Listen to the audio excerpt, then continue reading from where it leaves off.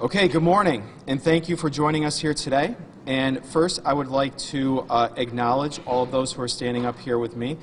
Today, I'm joined by our Monroe County Commissioner of Public Health, Dr. Michael Mendoza, the Monroe County Deputy County Executive for Health and Human Services, Corinda Crosdale.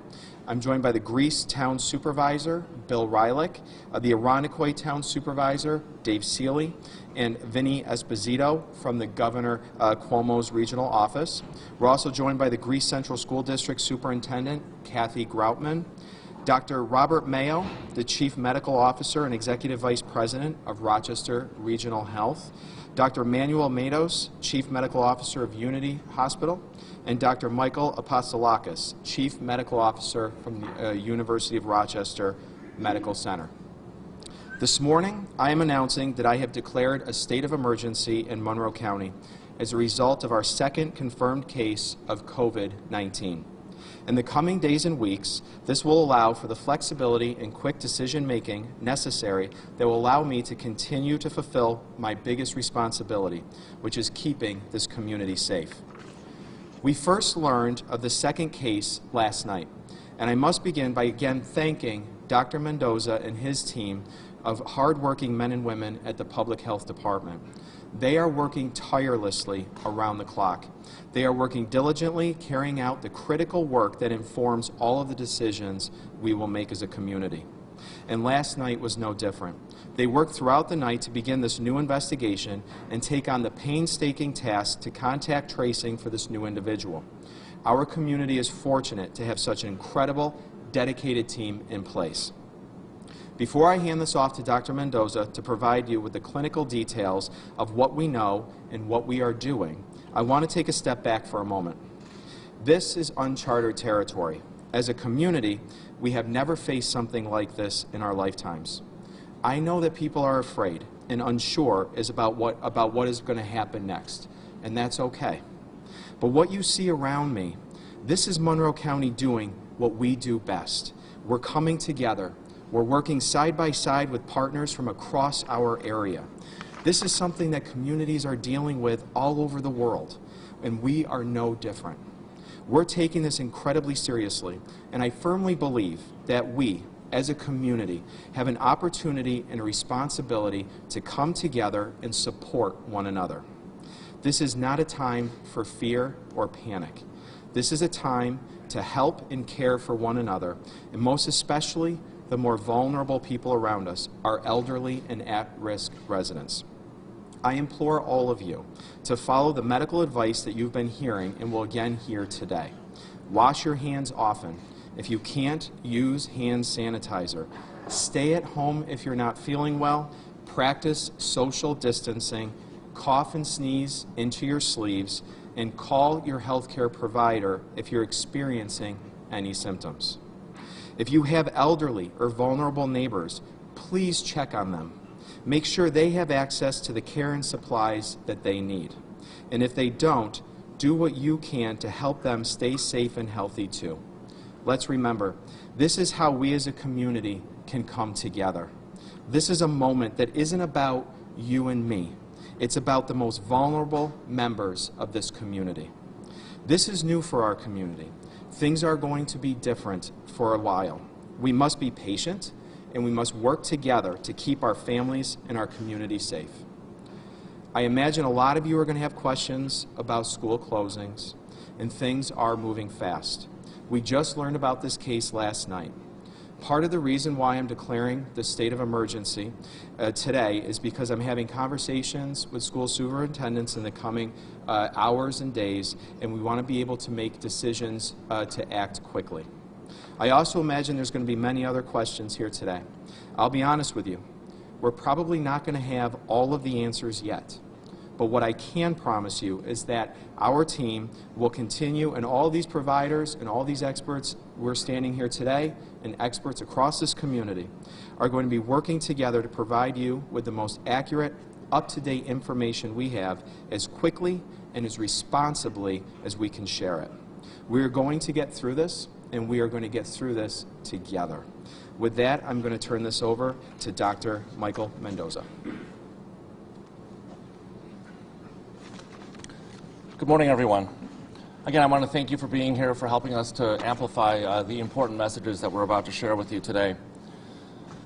Late last evening, we learned of the second confirmed case of COVID-19 in our community. We know that this is a woman in her 60s. She's currently hospitalized in stable condition at Unity Hospital. And we began the very detailed process of contact tracing, which means looking through all of the individuals that this person may have come into contact with to try to understand both her risk, the risk to her immediate friends and family, and obviously the risk to the larger community. Our investigation is still in its very early stages, but I can tell you that as of this moment, we have not been able to find a travel-related risk factor that explains how this individual has contracted this infection. And so therefore, I believe this is our first example of local transmission here in Monroe County. Again, our goal is first and foremost to protect the health and safety of our public.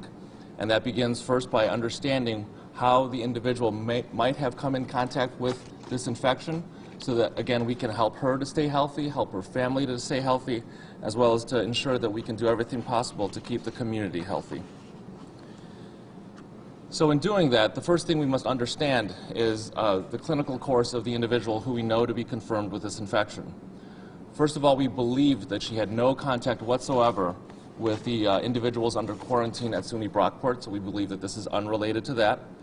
We also believe that our individual today had no contact with the individual that we talked about a couple of days ago. And so we believe that this is, again, a different and separate case from that. We believe that our individual today became symptomatic on March 4th, which means that we start going forward in time to try to understand all of the individuals that this person may have come into contact with beginning on March 4th and going forward. Again, it's important to note that with this infection, as far as we know, the more symptomatic a person is, the more likely they are to have symptoms. And so going forward from March 4th, we know that this individual went to work at Arcadia Middle School in Greece at 130 Island Cottage Road on March 5th and March 6th.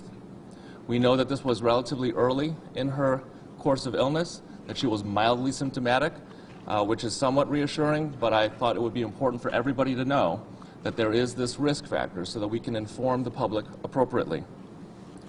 Given that the last contact that this individual had with the student body of Arcadia Middle School, we believe that all of the students in that school, as well as all of the staff and faculty, must follow their symptoms for the 14 days following, which would therefore end on March 20th. We are, again, currently in the middle of our investigation trying to understand all of the other places that this individual was in our community. We know that she was beginning to feel less well, and so her exposures in the community decreased in the coming days, but we will be talking to her again today to try to understand any other identifiable risk factors that we might be able to offer you that will give you some guidance as to how to understand your own personal risk.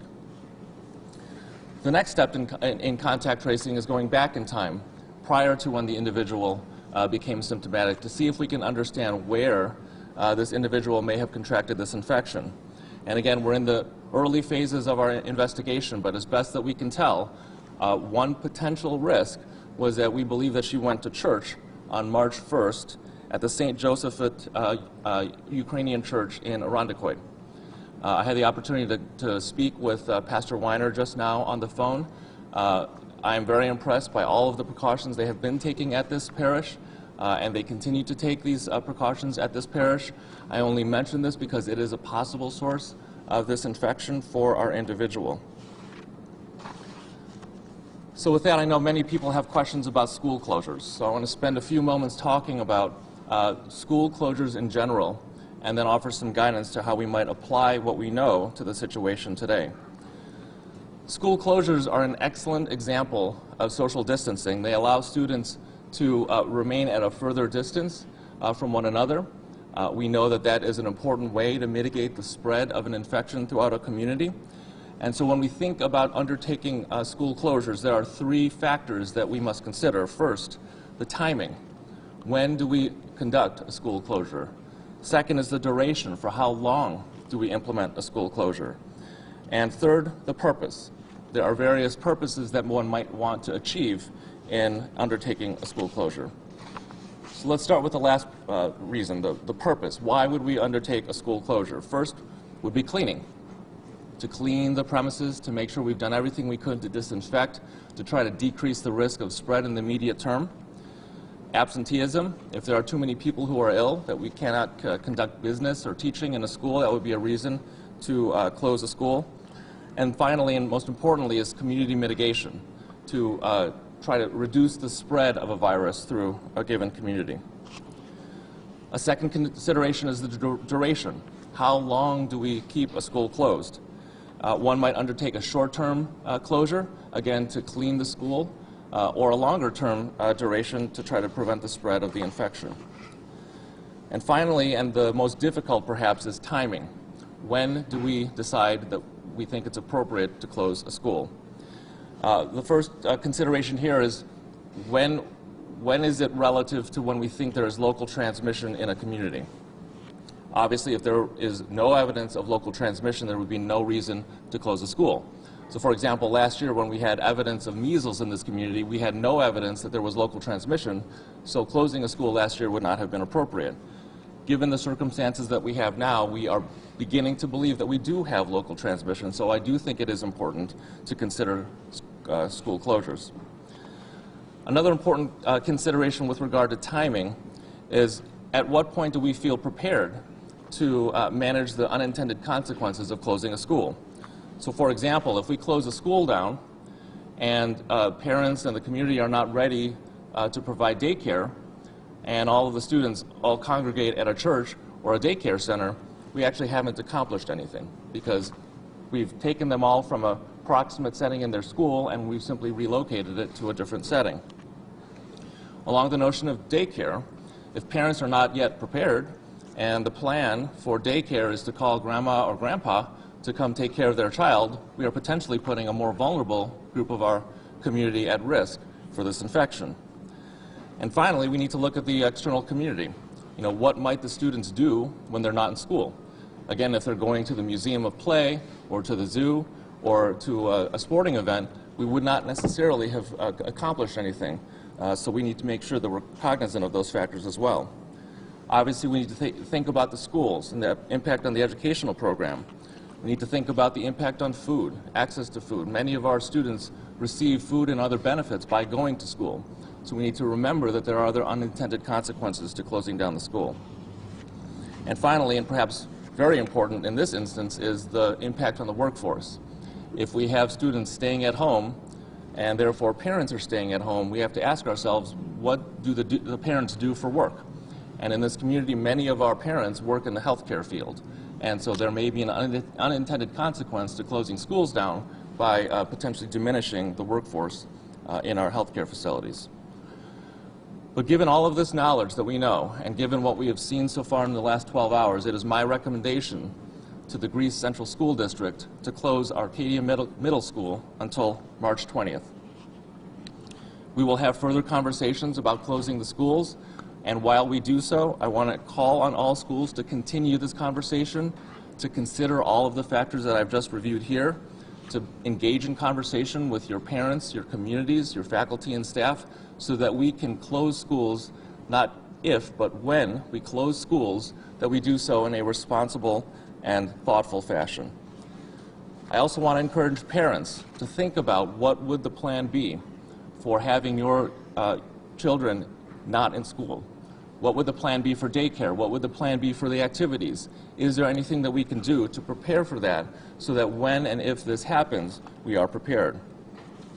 And finally, I want to encourage my colleagues in healthcare to think about the impact on their workforce. If we have many of our team members or employees in healthcare potentially affected by the school closure, we're going to have to make some preparations in the healthcare setting to make sure that we have the adequate capacity to take care of people who are ill. So looking ahead, I want to encourage the public again to prepare. The way we combat fear is with facts, and we know that hand washing, not touching our face, coughing into our sleeve, all of the recommendations that you heard from our county executive still hold true today. Environmental precautions. We just learned a couple of days ago that there may be evidence that this virus lives on surfaces for up to 3 days. And so we want to make sure that we do everything we can to disinfect, particularly surfaces that are in constant contact with people's hands, like doorknobs and railings, hand railings and elevator buttons and so forth. Again, I want to reiterate the importance of social distancing. Looking at mass gatherings, reconsidering any gathering that is of 50 people or more. Those, again, are very important ways that we can mitigate the spread of this infection. And again, I want to pay special attention to nursing home settings and hospitals, because these represent the most vulnerable people in our community. In conclusion, I want to reiterate what the county executive said. We are entering some very unsettling times. This will be a time that will test us to see if we can adopt new habits in the face of an unending challenge that we face together as a community. I can think of no better group of people in this community to work together, to understand what we do not know, and to learn about what we can do to work together so that we can get through this process in a safe and healthy fashion. With that, I'm going to turn it over to the Superintendent of Greece Central School District, Kathy Grotmann. Good morning. Due to the state of emergency and the guidance from the Department of Health, Greece Central will be closing all schools moving forward until further notice. I'm asking our families to please follow the recommendations of Dr. Mendoza and the Department of Health. I can't say enough as a superintendent about the support, planning, and collaboration of the Department of Health and our county executive, Adam Bello. I know that our incredible team in Greece is currently working on future communication and further guidance for our families that will be shared later this afternoon. I would echo everything that our executive said and Dr. Mendoza said around working together as a community, and I have no doubt that we'll get through this and we'll continue to support our families the best that we can. Thank you, Kathy. I want to ensure all the residents of the town of Greece that the town is taking all prudent measures to ensure your welfare. We are working together with Dr. Mendoza, the County Health Department, County Executive Adam Bello, as well as the State of New York, and all entities involved to make sure that all that can be done is being done. And I would just ask the residents to be a part of that, in so much as not only when we talk about hand washing and cleanliness for your own personal protection, but also for your neighbors. We can work together as a community to make sure we're in the safest environment possible. So heed the advice of all those in the healthcare professional that you've heard so far. If you have developed some symptoms, contact your own personal physician.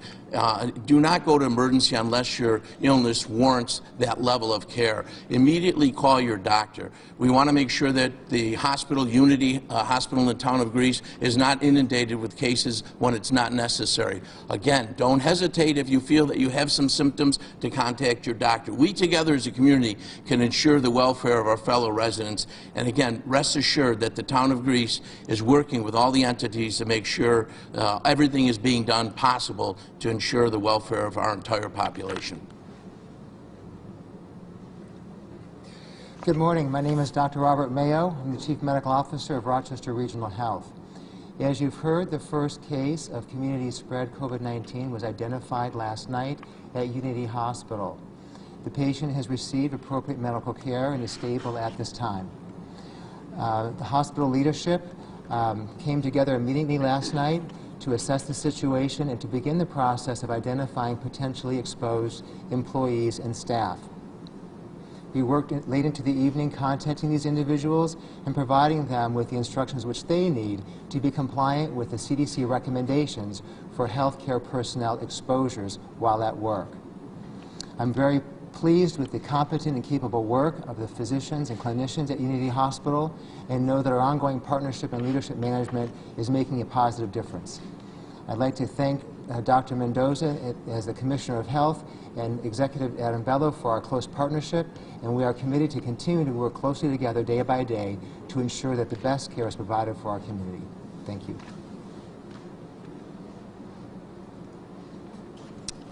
I'm Dr. Michael Apostolakis. I'm Chief Medical Officer for the University of Rochester Medical Center.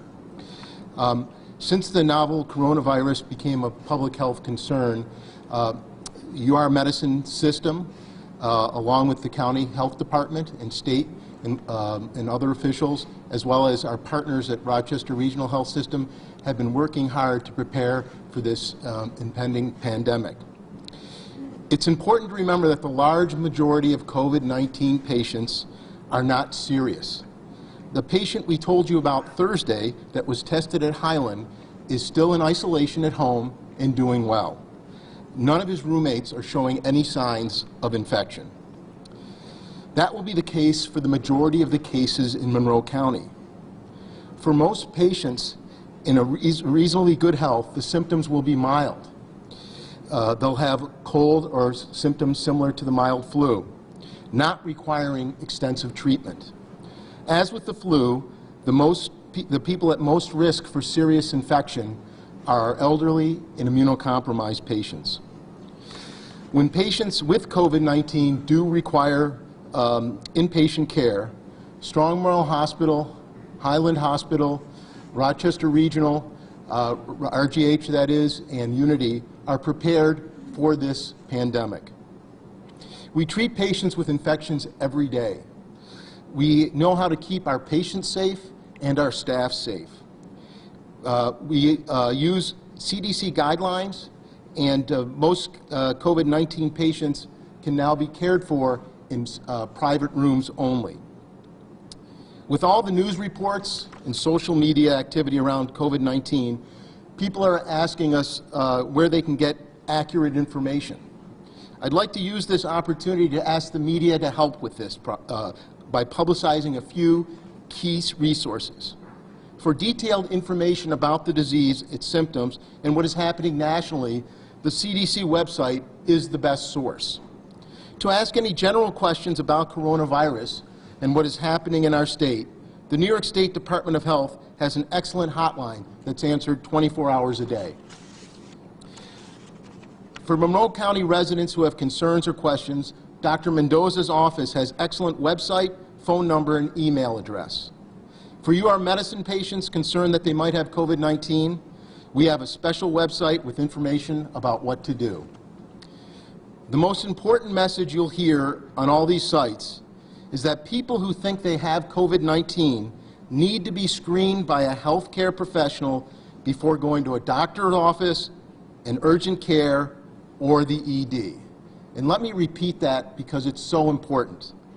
People who think they might have COVID-19 need to be screened by a healthcare professional before going to the doctor's office, an urgent care, or the emergency room. The vast majority of people who have a fever and sore throat do not have COVID-19. With a few screening questions, health professionals can help understand if there's risk and whether you need to be tested. If people do need to be tested, we have dozens of UR Medicine's locations that can safely evaluate you and take the sample for testing, including many of our UR Medicine primary care offices and all our urgent care locations. There are 2 state labs that are able to process these tests in a matter of hours, and by next week we expect to be processing tests in our central UR Medicine labs. Details about that will come out later this week. But the media can help us by emphasizing that no one should simply show up at a doctor's office or urgent care or emergency room and expect to be tested.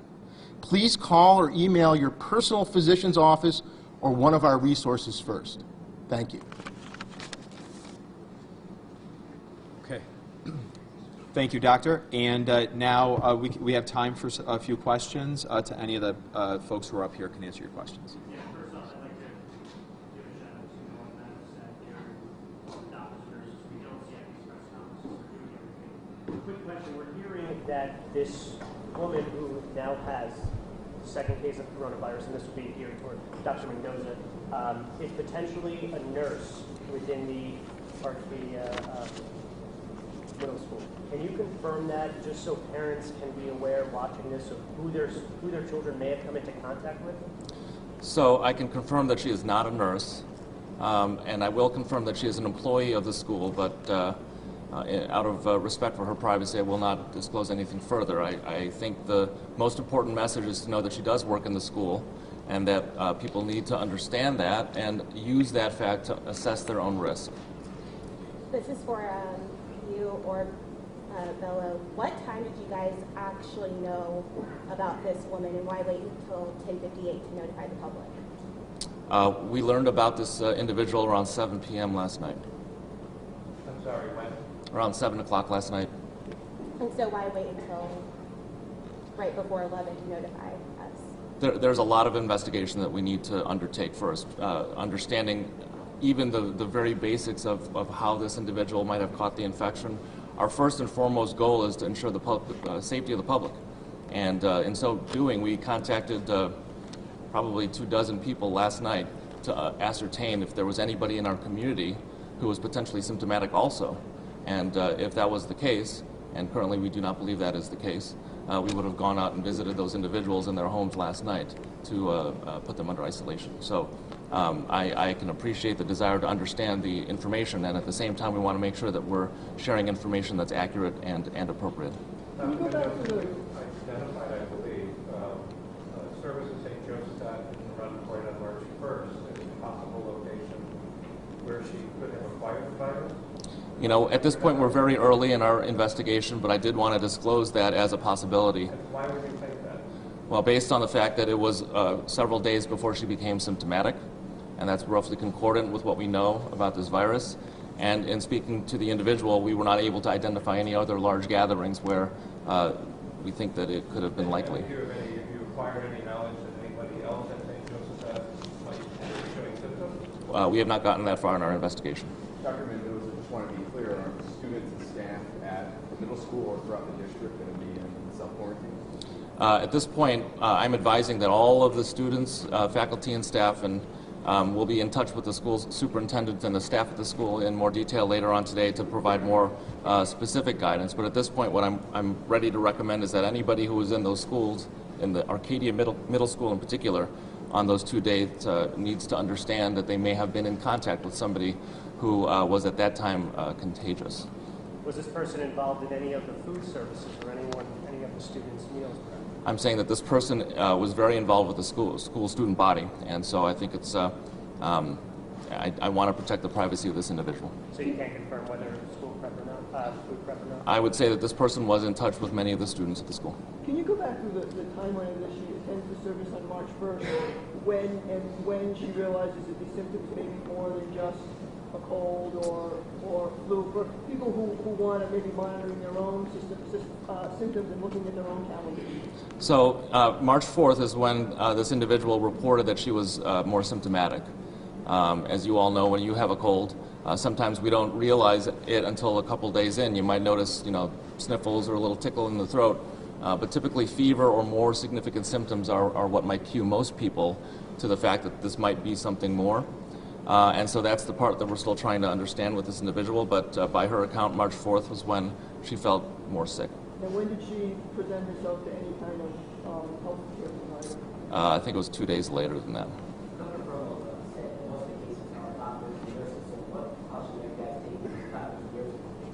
Our healthcare workforce is absolutely critical, particularly during a time like this. In healthcare settings, we utilize universal precautions, and so whenever we see an individual, we will take whatever precautions necessary given the clinical presentation for that individual. In this case, we want to take additional precautions, which is why it's so important for us to have a heads up as to when somebody with concern for COVID-19 might be coming into our facility, which is why it's so important for people to call ahead. And in this case, we'll don additional protective equipment, again, to protect our workforce. Now, what I will say is the greatest vulnerability to our healthcare workforce are the staff themselves. We need to ensure that our hospital staff, doctors, nurses, and so forth do not come to work sick. That is just as important as in healthcare as it is in any other field. And then again, the patients themselves. But a patient who we know to be ill is relatively easy to prepare for. It's those unannounced visits that we have to be very careful about.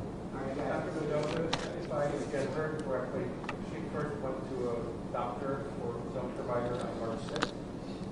Yes. If that's correct, then why did it take the whole week to find out that she, what explains the whole week gap before you got that back? I haven't had a chance to review the medical record, but as a physician myself, I can tell you that sometimes those early symptoms are quite vague. And so that's all I'll offer at this point. When the sample was Would have been 2 days ago. So I want to ask you, I mean, Greece is its home. It's a very large community, but as we know, families, play dates, these communities are all intertwined. And this goes to Superintendent Grotmann as well. Why not look to cancel schools? I mean, based on the press conference yesterday, it was an if now, if then, when would we cancel schools? Why are we just waiting until it's in another district to then cancel that school? I wouldn't say that we're just sitting around waiting. There's a lot of precautions that are being undertaken. And as I mentioned, there are many unintended consequences to closing down a school. And I think it would be irresponsible simply just to lock the door and have the kids not come in. I think we need to be thoughtful. I think we need to understand what are all the other things that might occur as a result of taking an action that is as drastic as this. And so I would challenge the notion that we've been waiting around. We've been having multiple conversations, very difficult conversations, asking very difficult questions, because the last thing we want to do is, be the right solution to the wrong problem. And so what about other public places like libraries, rec centers, or even gyms?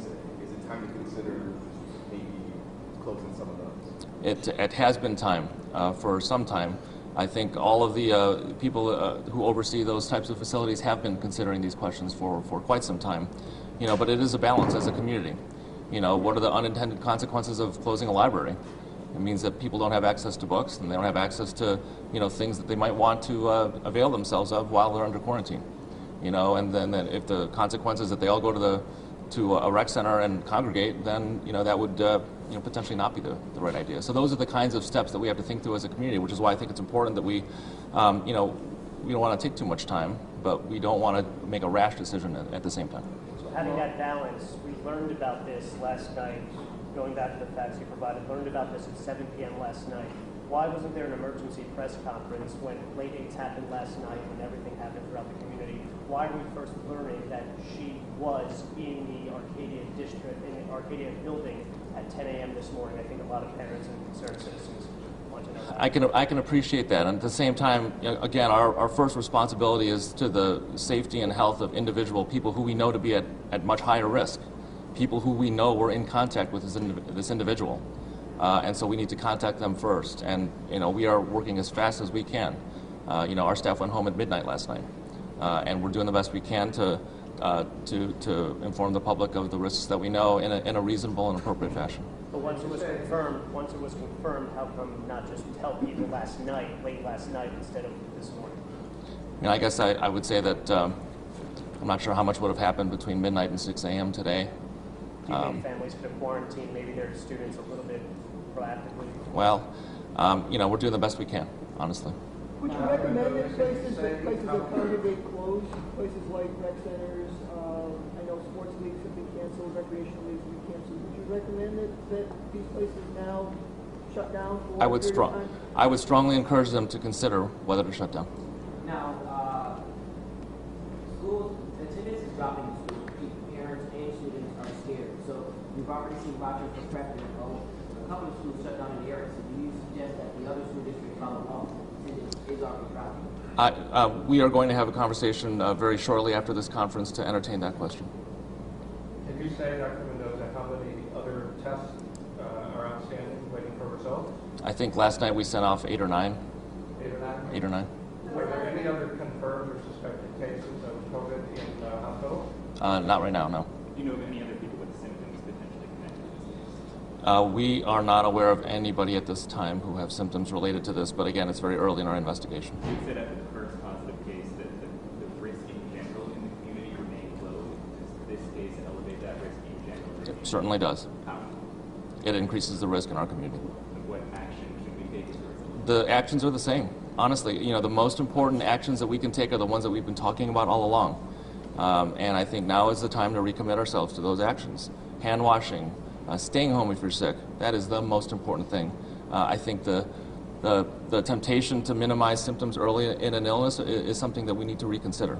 Often, and I think many of us in this room, very likely, will go to work thinking that we just have a little something that'll go away. I think now's the time to challenge that assumption. One more question. Quarantine in Monroe County, please. I'm sorry. How many quarantine? I don't have that number off the top of my head. Ballpark, dozens? Oh, we were at 50 the other day. The person We can on the find that. bus, the news release that came out, it looked like you were tracking that person and 11 others. But were there more people on the bus? Was Rochester the end point for that? Or did you have to contact health officials in other counties for other people who were on that bus in New York? So that investigation is also ongoing. We are responsible for the individuals who get off the bus here in Monroe County, and for the remainder of that bus route, both coming in and outgoing, we refer that to the State Department of Health for Where was this mitigation. person living? Where was this person living? This woman that is in Arcadia, what community? All right, thank you all. We have to get back to work and allow the doctor to get back to his investigation. We appreciate you guys covering this and providing this accurate information to the public. When we have additional information to provide, we will obviously provide that to the community. So thank you all very much. Where does she live? I don't think we can disclose that right now. I wouldn't be comfortable disclosing her place of residence. Updates on the 4 people from the buses. All right, thank you all. Thank you very much. Will you speak to Superintendent Grotmann, please?